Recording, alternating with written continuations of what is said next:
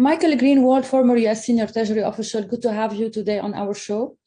Great to be with you. Thanks for having me. Let me start by asking about your expectation from Biden's visit to Europe, discussing oil price, increasing of oil production, and of course, the war between Russia and Ukraine. Sure. Well, I think President Biden's visit to Europe this week, meeting with his NATO allies, couldn't come at a more important juncture. I think it's a sign of strength for NATO to meet together to talk about really the emerging financial order that is coming out of Ukraine, Russia. So I think symbolically it's critical. And I think in order for the G7 and the NATO allies to be prepared for what's next, these discussions are imperative. And I expect that if President Putin does take more escalation measures, the NATO allies are beginning to talk about what's next. In your opinion, will the Biden administration ease sanctions on the IRGC, especially after IRGC chief threatens Israel and US? He claimed that the IRGC have been strengthened in every way, and he threatened these countries over Iranian missiles.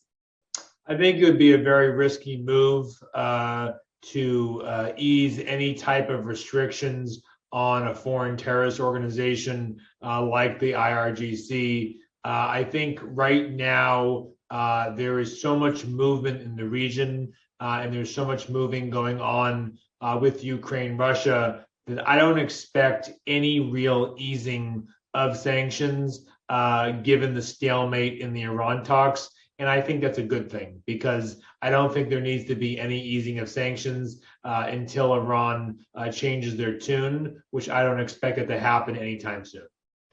Is it true that the United States wants to withdraw from the region, but Washington will then have given China, Russia, and Iran unprecedented strength? Well, I think it's a very delicate balance. And I think what you're seeing, pre-Ukraine Russia was a less a priority on the Gulf and the Middle East and more to other areas of great power competition.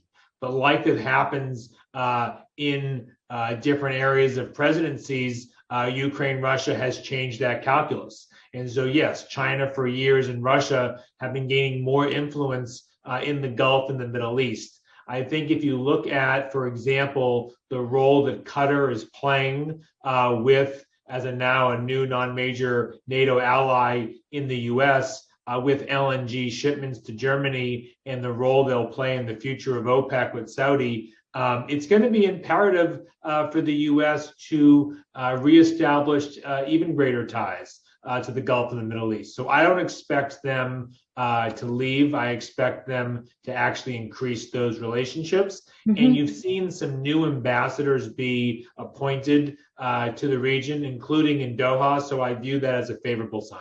Mm-hmm.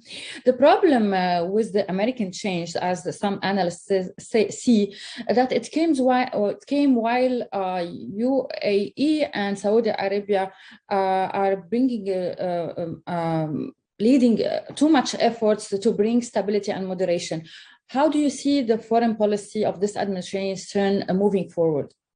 Well, I think the administration has a lot on its plate, and I think that even though there are going to be differences with our Gulf allies, you pointed to Saudi Arabia and UAE, the United States is going to have to work with both of these countries. There are many countries where we don't see eye to eye on everything, but when it comes to counterterrorism, when it comes to the future of OPEC and making sure that Saudi is trading in US dollars, not in Chinese yuan, those are going to be critical areas for our foreign policy going forward. So just like many relationships, we're going to pick and choose the ones we're going to really need to lean on together, and that's going to be critical going forward. Mm-hmm. Treasury is taking serious action to deliver swift and severe consequences to the Kremlin and significantly impair their ability to use the Russian economy and financial system to further their malign activities, said Secretary of the Treasury Janet L. Yellen. What do you think of these actions?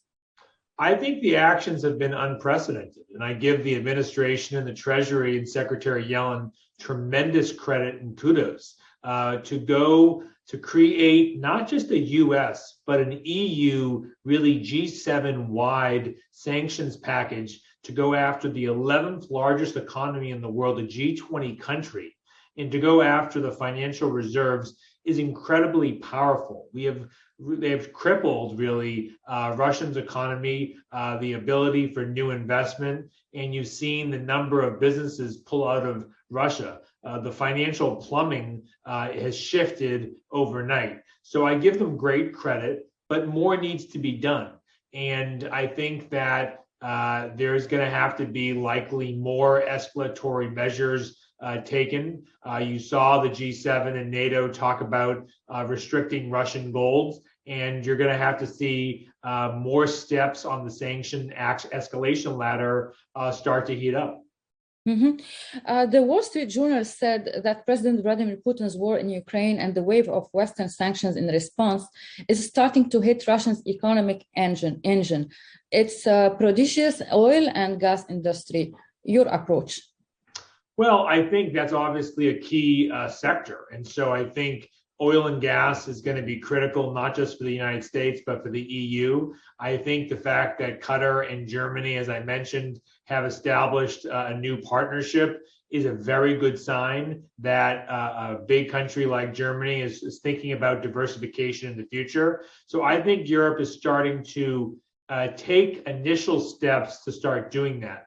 But so oil and gas is one area. Let's remember when the United States led the negotiations with Iran and the United States went after the oil sector in Iran, we worked with countries to ease them off of oil reliance on Iran. And I expect the United States to follow a very similar tact there. The United States can also enact sanctions on the stock market, on new investment coming in. So these are all potential measures that could be going forward. How do you see the end of the Ukrainian-Russian war? Is it going to lead for a nuclear world war? Well, I certainly hope not. The rhetoric is high. There's been a lot of casualties on the Russian side, more than they anticipated and expected. I think what you're going to see is likely a two-track conflict play out, constantly trying to have negotiations while both sides will be fighting for territory and influence. I think what you're going to see really when Putin is up against the wall like he was in Syria and Chechnya, there were weapons used. The fact that he's using hypersonic right now is not a good sign. So I don't see this ending anytime soon. Let's remember, Crimea in 2014 is still ongoing. So I think that we are entering a new era where there's a new financial order forming. You've got Russia, China, Iran, and other authoritarian governments on one side, and then you have another financial order of G7 like-minded countries. And I think that's the result. I certainly hope that there are no chemical weapons used, and we can use strong diplomacy and our allies to avert that type of crisis. My last question, Michael, how do you evaluate the recent summit between President Sisi, Israeli Prime Minister, and the Crown Prince of Abu Dhabi? Is this coalition facing Iran influence in the region, especially while this administration is showing weakness in its war on terrorism? Well, I don't know if I would characterize it as weakness. I think it's a different approach, and each administration will have a different approach. I think the summit of those leaders is a positive sign. It's another outgrowth of post-Abraham Accords. And I think those talks, of course, lead with how can they counter Iran in their neighborhood, but it's also about new investment opportunities. Israel has a lot to offer these countries, a lot of best practices. Let's remember the book Startup Nation by Dan Senor. These type of themes and goals are likely part of these conversations because these economies in Egypt and in Saudi Arabia, they need a startup nation mentality. And they will look to Israel not just for guidance on Iran, but also on economics. Michael Greenwald, the former U.S. Senior Treasury official, thank you for your time. Thank you so much for having me. Hey, Maria Malouf here. Please click to like and subscribe to Maria Malouf TV YouTube page and catch our hottest interviews and most compelling analysis. You will not get it anywhere else.